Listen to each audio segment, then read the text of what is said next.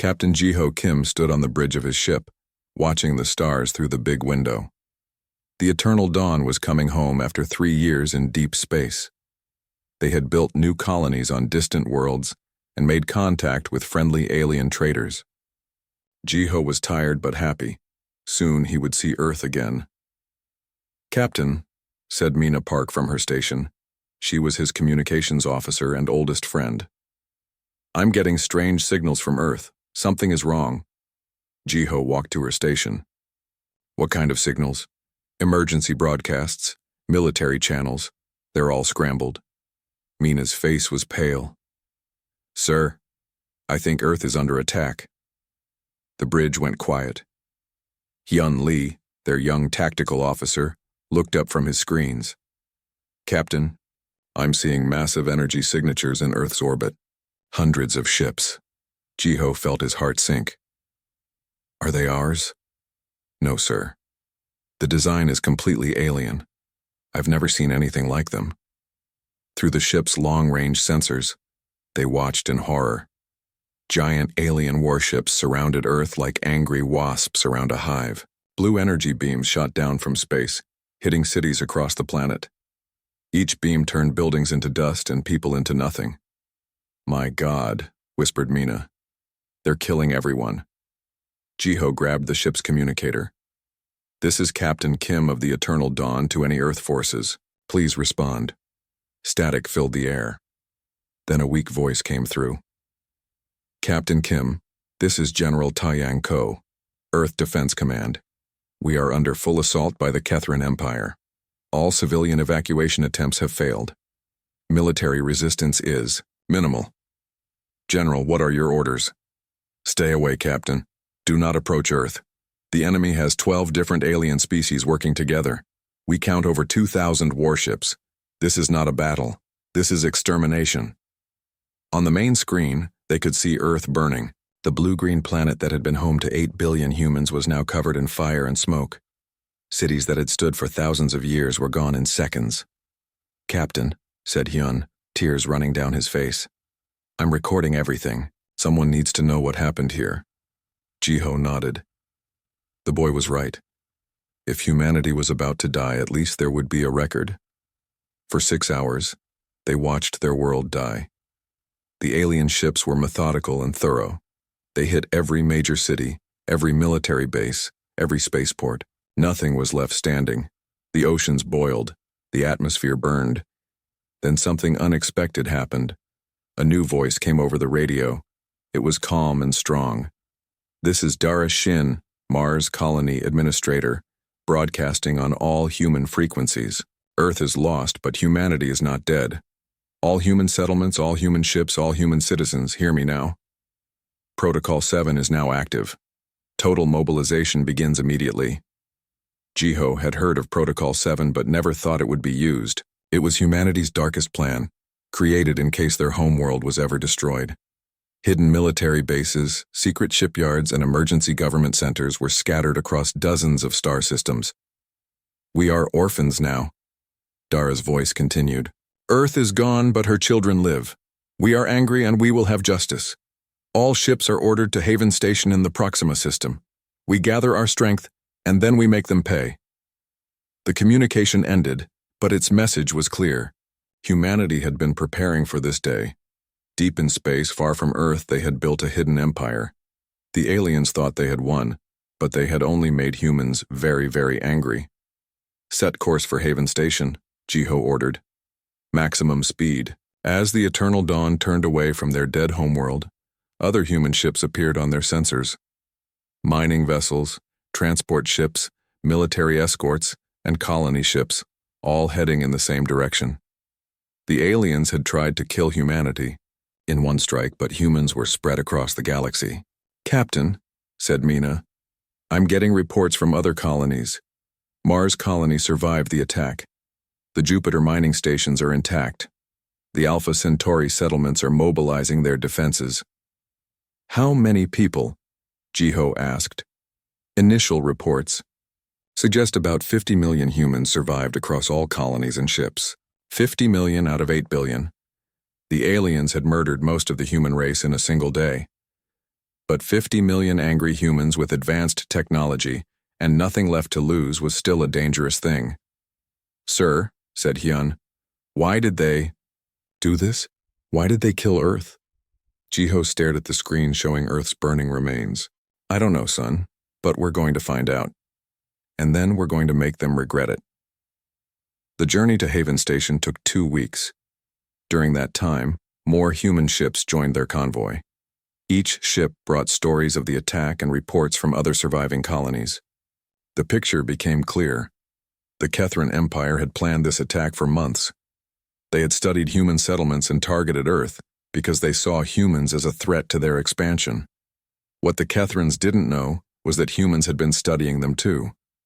For years, human intelligence services had been watching the 12 alien species that made up the Kethran Empire. They knew about their technology, their weaknesses, and their homeworlds. When they finally reached Haven Station, Jiho couldn't believe what he saw. The station was built inside a hollow moon, but it was massive. Thousands of ships were already docked there, and more arrived every hour. The station had factories, shipyards, and living areas for millions of people. "Welcome to the future of humanity," said a voice over the radio as they approached. It was Admiral Seok Choi, one of Earth's greatest military leaders. He had been at Haven Station overseeing deep space defenses when Earth was attacked.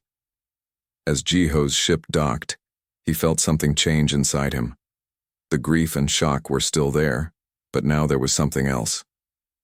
Purpose. The aliens had made a terrible mistake. They thought destroying Earth would end humanity. Instead, they had just created their own worst nightmare. 50 million humans with nothing left to lose, hidden bases across the galaxy, and a burning desire for revenge. The Kethrans had won the first battle, but they had also guaranteed that there would be a war. And in war, humans were very good at learning, adapting, and winning. The age of human exploration was over. The age of human vengeance had begun. 6 months had passed since Earth died, and Haven Station had become the busiest place in human space. Admiral Seok Choi stood in the command center, watching thousands of workers build warships at impossible speed.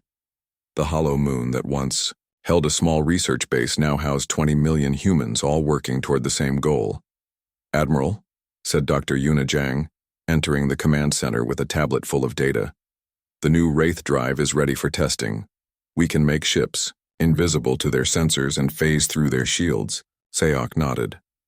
Dr. Jang had been Earth's top weapons researcher, and now she was humanity's secret weapon. When Earth burned, she had been working on experimental technology at a hidden lab near Jupiter. Now that technology would help humanity strike back. "How many ships can we build?" Seok asked. "At current production rate, about 50,000 ships per year. But Kang Soo thinks he can double that if we consume the entire asteroid belt." Kang Soo had been a civilian engineer before the attack. Now he was in charge of the largest shipbuilding operation in human history. He worked 18 hours a day, turning raw materials into warships that could challenge the aliens who killed their world. Commander Boram Kim approached the group. She was Captain Jiho Kim's sister and now ran human intelligence operations. "Admiral, our scout ships have mapped 12 Kethran worlds. Each one has billions of aliens living on it. Any defenses?" "Standard orbital platforms and patrol fleets. Nothing compared to what they used against Earth. They think they've won, so they're not prepared for war." Seok studied the intelligence reports. The Kethran Empire controlled 300 star systems and had been expanding for over 1,000 years. They had destroyed 17 other species before targeting humanity. To them, killing entire civilizations was normal business. "What about their military strength?" Seok asked. Boram activated a holographic display showing Kethran ships and weapons. "They rely on numbers and basic energy weapons. Their ships are tough but slow. Most importantly, they fight like they expect to win easily. They've never faced serious resistance." That was about to change. Human industry was working at levels that would have been impossible on Earth. With no environmental concerns and unlimited resources, they could build anything they needed. Entire asteroid belts were being turned into raw materials for weapons and ships. "Admiral," said Yunha Lim, entering the command center. She had been a diplomat before the war and still believed in talking instead of fighting. I think we should try to communicate with them.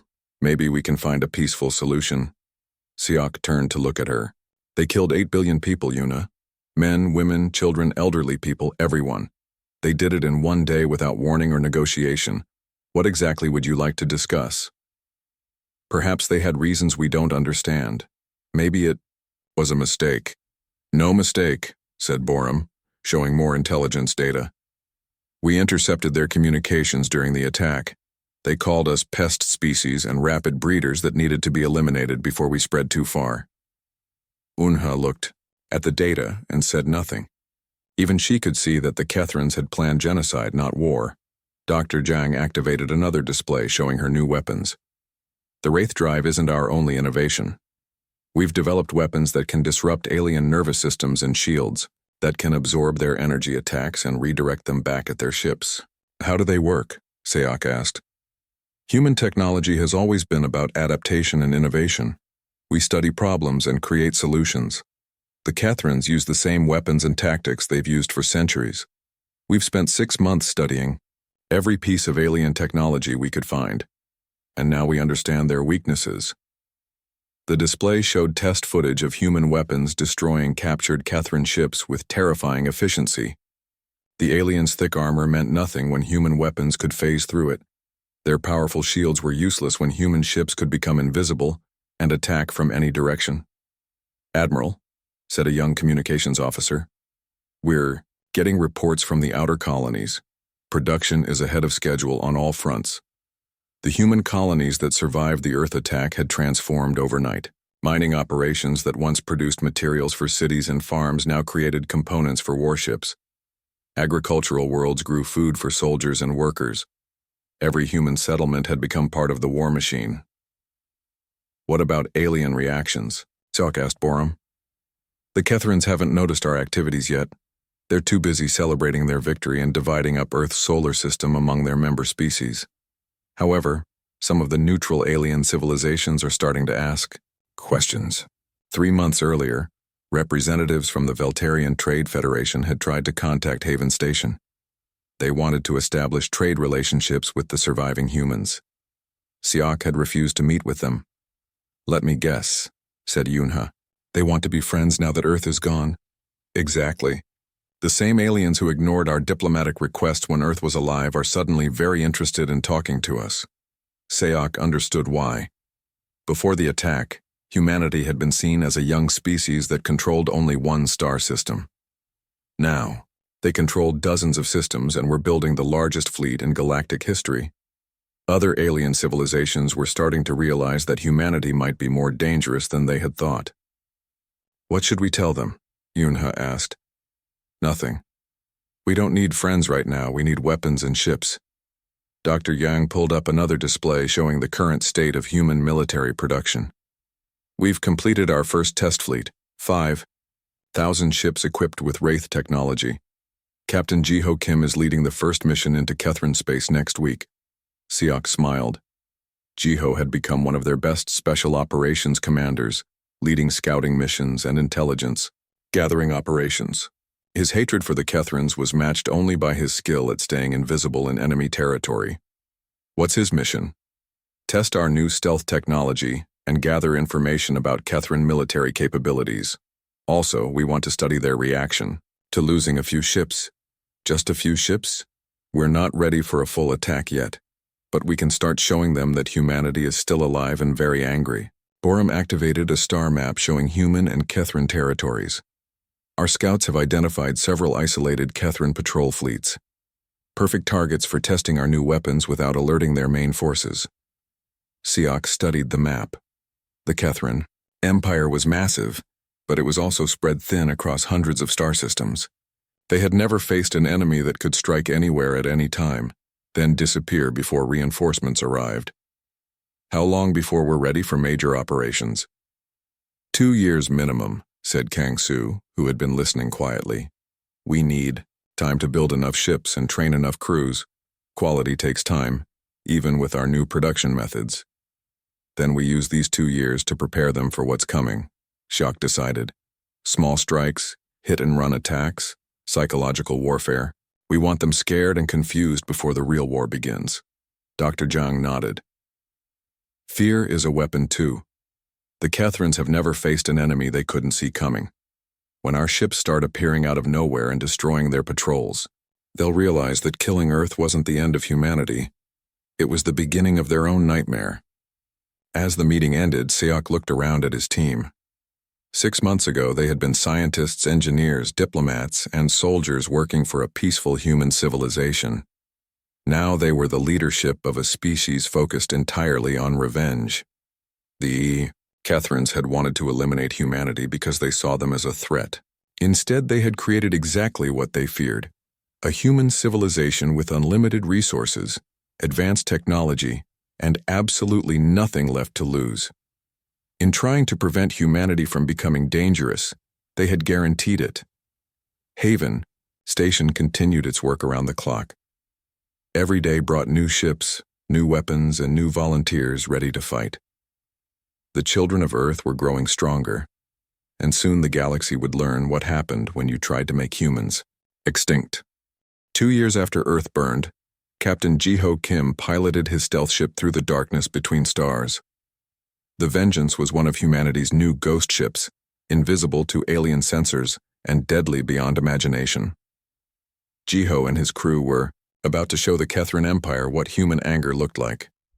"Target acquired," said Lieutenant In-Ho Park from his weapons station. He was young but skilled at making things explode. Kethran Patrol Fleet, 6 ships, standard formation. Through the ship's window, Ji-Ho could see the alien vessels in the distance. They moved slowly through space, confident that no enemy could threaten them. They had no idea that death was watching them from the shadows. "Remember," said Ji-Ho to his crew, "we hit fast, record everything, and leave before they can respond. This is about sending a message, not starting a major battle." For 18 months, human ghost ships had been striking Kethran targets across the galaxy. Power plants exploded without warning. Communication stations went silent. Patrol fleets disappeared completely, leaving only debris and terrified survivors. The attacks were carefully planned by Commander Nayan Cho, who ran human psychological warfare operations. She studied alien minds the way Dr. Zhang studied alien technology. Her goal was simple: make the Kethrans afraid to sleep at night. "Weapons ready, Captain," said In-Ho. "Fire." The Vengeance unleashed its weapons while still invisible. Human energy beams tore through Kethran shields like paper through water. 2 alien ships exploded instantly. The other 4 tried to return fire, but they couldn't see their attacker. "Myung, are you getting their communications?" Ji-Ho asked. Communications specialist Myung Seo nodded while listening to alien transmissions. "They're panicking, sir. Standard distress calls, requests for reinforcement, and a lot of screaming." "Good. Let them scream." The remaining Kethran ships fired wildly into empty space, hoping to hit the invisible enemy. Their weapons were powerful but useless if they couldn't find a target. Meanwhile, human weapons continued to tear their fleet apart with surgical precision. In 3 minutes, all 6 Kethran ships were destroyed or disabled. The Vengeance had taken no damage and used only a fraction of its ammunition. It was not a battle. It was an execution. "Deploy the message beacon," Ji-Ho ordered. In-Ho launched a small device that would broadcast a recording to any Kethran ships that came to investigate. The message was always the same, written in perfect Kethran language. "You burned our home. Now we are everywhere." The beacon also contained footage of Earth's destruction, recorded by human survivors. Every Kethran who found it would see exactly what their empire had done, and understand why humans were now hunting them across the galaxy. "Course set for base, Captain," said the navigator. "We should reach Haven Station in 4 days." As the Vengeance disappeared into hyperspace, Ji-Ho thought about the bigger picture. This had been their 347th successful raid against Kethran targets. Not once had they lost a ship or failed to complete their mission. Human stealth technology was simply too advanced for the aliens to counter. The results were exactly what Commander Nayan had predicted. Kethran military reports intercepted by human intelligence showed that alien forces were becoming paranoid and disorganized. They saw human ships everywhere, even when nothing was there. Their commanders were afraid to send patrols into deep space. But Jiho knew the real war hadn't started yet. These raids were just preparation for something much bigger. Back at Haven, Station Admiral Sayuk reviewed the latest intelligence reports. The psychological warfare campaign was working better than expected. Kethran worlds were demanding more protection from their government. Trade routes were being abandoned because merchants were afraid of ghost ships. "Admiral," said Commander Boram Kim, entering his office with urgent news. "We've captured something important. One of our ghost ships managed to take a Kethran admiral, alive during yesterday's raid in the Altair system." Alive? That wasn't part of the mission plan. The admiral's ship was disabled but not destroyed. Captain Sunhee Park decided to board it and found him in the command center. He's being transported to Haven Station for interrogation. This was unexpected but useful. Human intelligence had been piecing together Kethran military structure from intercepted communications and captured technology. Having a high-ranking alien officer would fill in many gaps in their knowledge. What about security? Maximum containment. The prisoner doesn't know where he is or how many human forces we have. As far as he knows, he was captured by raiders. 2 days later, the Kethran admiral arrived at Haven Station. Jiho was present for the initial interrogation, along with Admiral Sayuk and several intelligence specialists. The alien was tall and covered in gray-green scales, with 4 arms and large black eyes. "I am Admiral Vorth Commander Zelgak of the Kethran 3rd Battle Fleet," the prisoner announced in broken English. "I demand to know who you are and what you want." Admiral Sayuk smiled coldly. "We're humans, Admiral, the species you tried to exterminate 2 years ago." The alien's reaction was immediate and satisfying. His eyes widened, and his scales changed, color from gray-green to pale yellow, a sign of fear in his species. "Impossible. The human pest species was eliminated.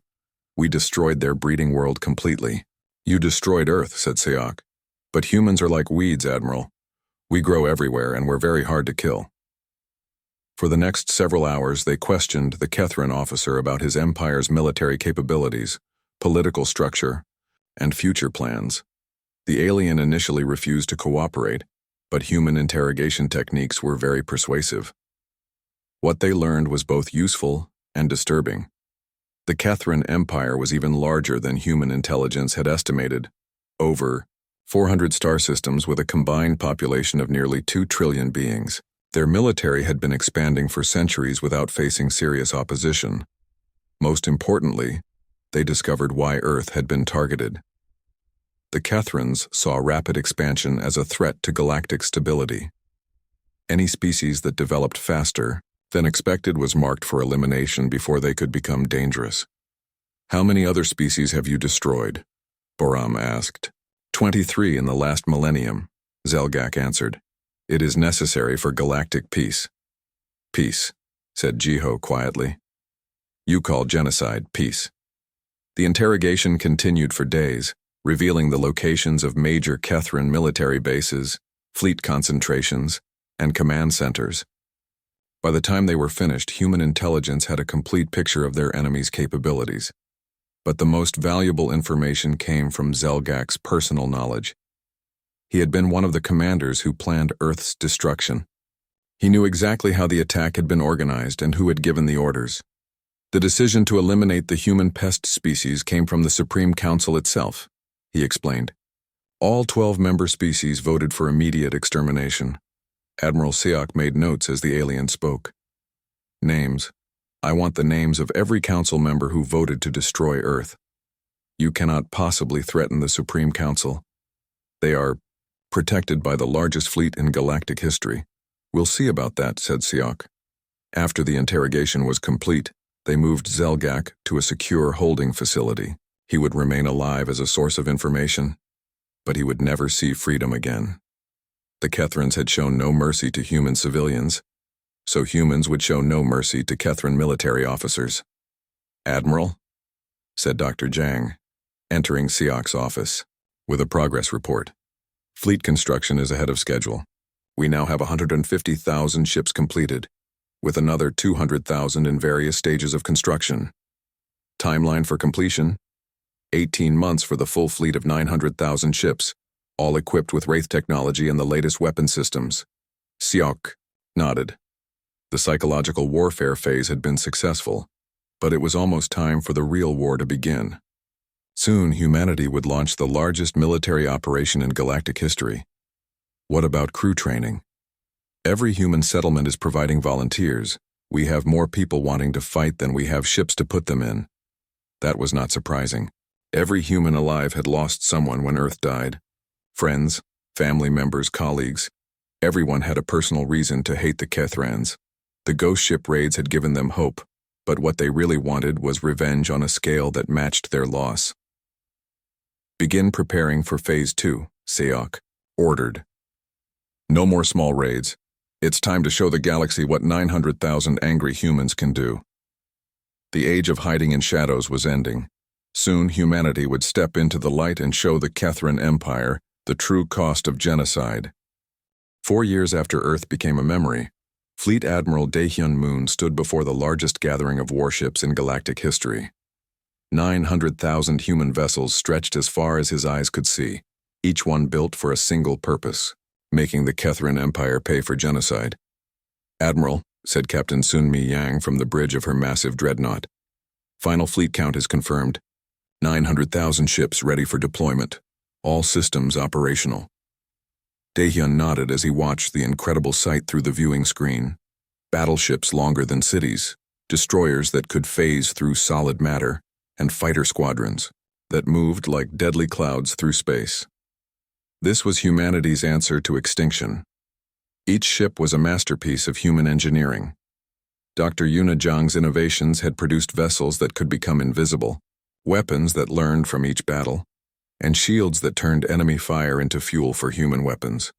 More importantly, every ship was crewed by humans who had lost everything and wanted it back in blood.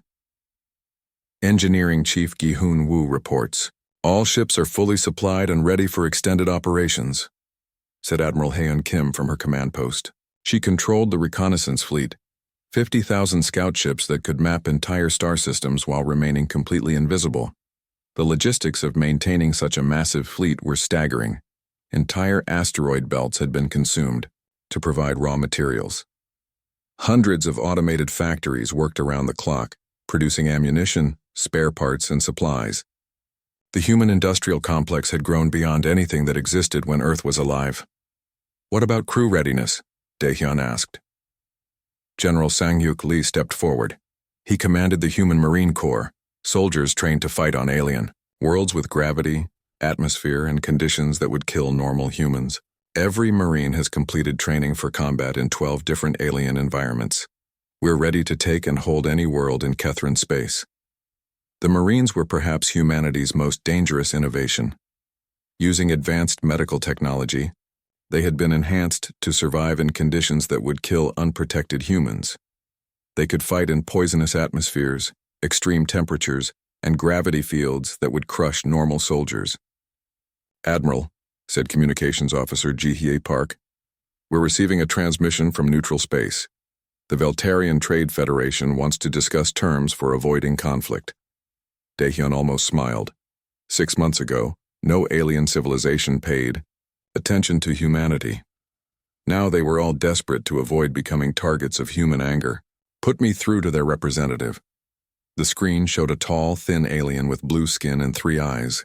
He looked nervous, which was appropriate given the circumstances. "Admiral Moon, I am Trade Minister Vex High of the Veltarian Federation.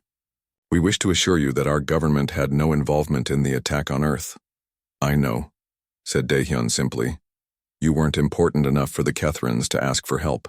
The alien looked confused by this response.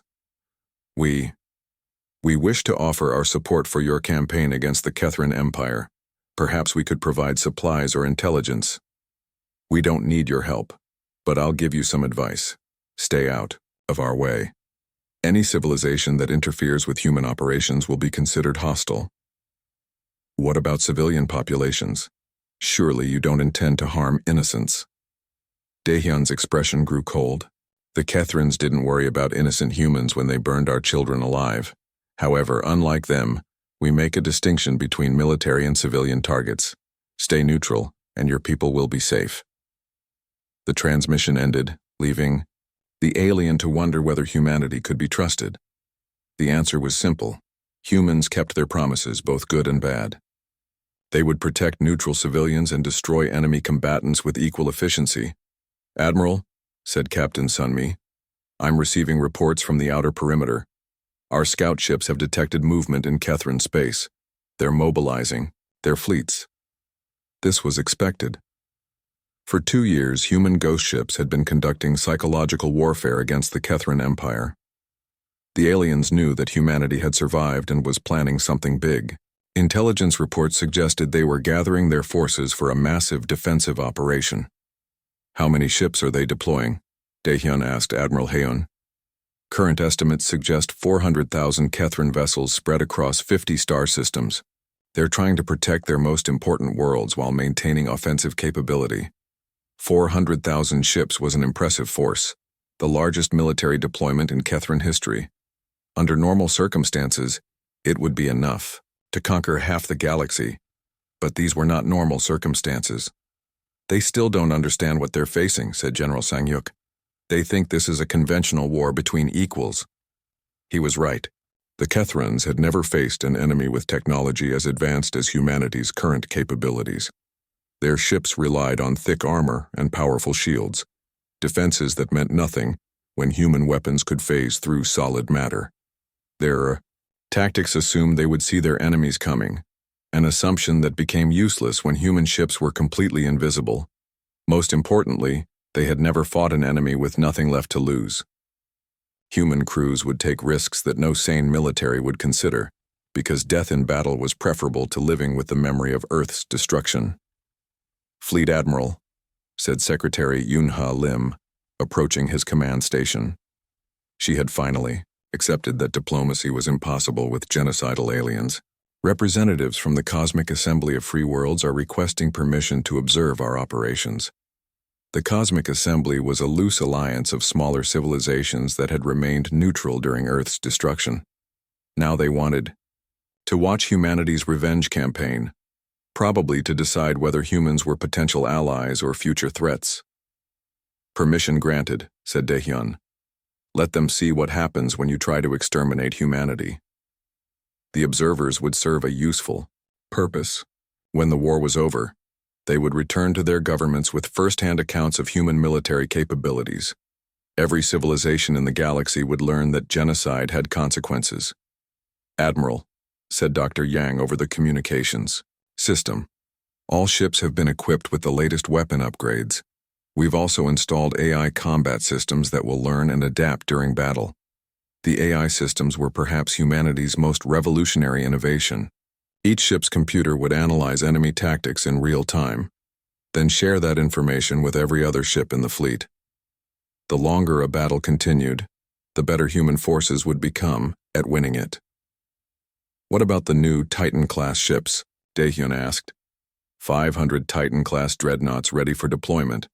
Each one is armed with planet-cracking weapons and protected by shields that can absorb the energy output of an entire star. The Titan-class ships were humanity's response to the possibility of fortified worlds. If the Kethrans chose to hide behind planetary defenses, human forces could simply destroy the planets themselves. It was a brutal capability, but genocide demanded brutal responses. "Fleet Admiral," said Captain Sunmi, "all task force commanders, report ready for departure." Daehyun looked around the command center one last time. In a few hours, this massive fleet would leave the safety of human space and head directly into Kethran territory. Some ships would not return. Some crews would die in the battles ahead. But their sacrifice would ensure that the murder of Earth was avenged. "Open a channel to all ships," he ordered. 900,000 ship captains listened as their supreme commander spoke the words that would begin the largest military operation in galactic history. 4 years ago, the Kethran Empire murdered our world and tried to exterminate our species. They thought we were weak. They thought we were few. They thought we would die quietly and be forgotten. Across the massive fleet, human crews prepared for battle with cold efficiency. They were wrong. We are the children of Earth, and we do not forgive. We do not forget. We do not surrender. Today, We begin our journey to the heart of the Kethrin Empire. We will not stop until every world that supported genocide has paid the price. The speech ended, but its message was clear. Humanity was no longer hiding.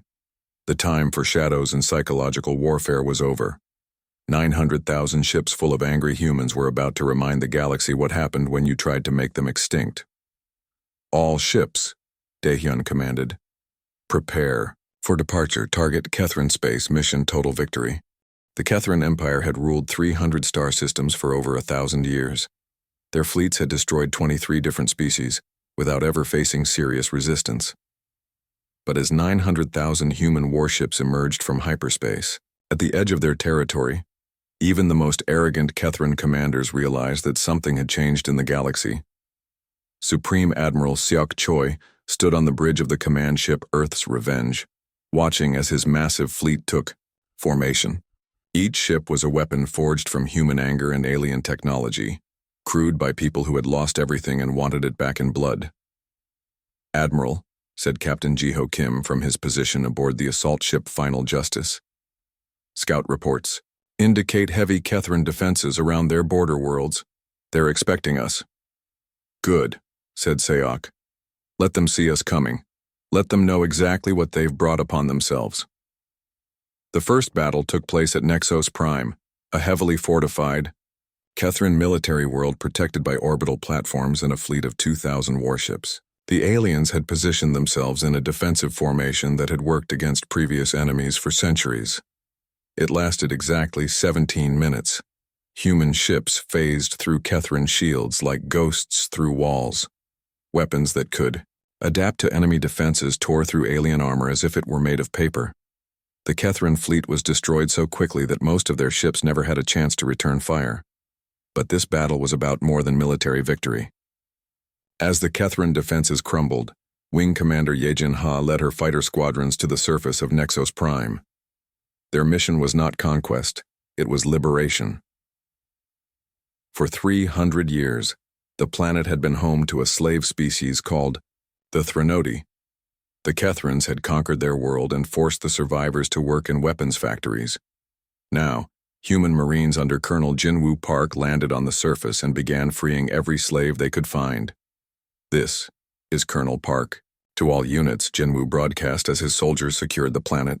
"Remember, we're here to liberate, not conquer. Every non-Kethrin civilian gets protection and medical assistance." The freed Threnodi could barely believe what was happening. For generations, they had dreamed of freedom, but never expected it to come from alien warriors seeking revenge against their oppressors. "Who are you?" asked an elderly Threnodi elder as human medics treated his injuries. "We're humans," said Colonel Park. "The Kethrins destroyed our world, so now we're destroying their empire. Anyone who was enslaved by them becomes our ally." Within hours, the news spread across Kethrin space. The humans weren't just seeking revenge. They were systematically freeing every species the Kethrins had conquered over the centuries. Each liberated world became a source of intelligence, supplies, and new allies eager to fight their former masters. The next major battle occurred at the Kethrin fortress world of Grimhold, where Admiral Vorth Commander Zelgak had once been based, before his capture. The planet was surrounded by massive space stations and protected by the largest Kethrin fleet ever assembled, nearly 50,000 ships. Fleet Captain Sungmin Ko led the assault personally. He was the son of General Taeyang Ko, who had died defending Earth, and he carried his father's service weapon into every battle. "This is for Earth," he said over the communications channel as human ships engaged the Kethrin defenders. "This is for everyone they murdered." The battle was fierce but brief. Human technology was simply too advanced for the aliens to counter effectively. Kethrin ships found themselves fighting enemies they couldn't see, using weapons that couldn't penetrate human shields, while their own defenses were torn apart by weapons that adapted to every defensive measure. But the real victory came when human forces reached the planet's surface. Grimhold contained the Kethrin Empire's central computer systems, records of every world they had conquered, every species they had enslaved, and every genocide they had committed over the past millennium. "Admiral," said Captain Jiho as he transmitted. Data from the planet. We've found complete records of Kethran military operations for the past 1,000 years. 23 species completely exterminated, over 200 worlds enslaved, and detailed plans for future conquests. The records confirmed what humans had suspected. The Kethran Empire viewed genocide as standard policy for dealing with any species that developed too quickly or expanded too far. Earth had been just one target in a long campaign of systematic extermination. More importantly, the records contained the locations and defensive capabilities of every major Kethran world, including their capital system, where the Supreme Council that had ordered Earth's destruction continued to rule. As news of human victories spread, something unexpected began to happen. Representatives from neutral alien civilizations started arriving at the edge of human-controlled space, all wanting to establish diplomatic relations with the species that was dismantling the galaxy's most powerful empire. Ambassador Yuna Lim, now serving as Secretary of Human External Affairs, found herself busier than ever. Every day brought new requests for meetings, trade agreements, and military alliances from civilizations that had ignored humanity when Earth was alive. Admiral, she reported to Siak during a strategy meeting, the Veltarian Trade Federation is offering to provide supply bases for our fleet.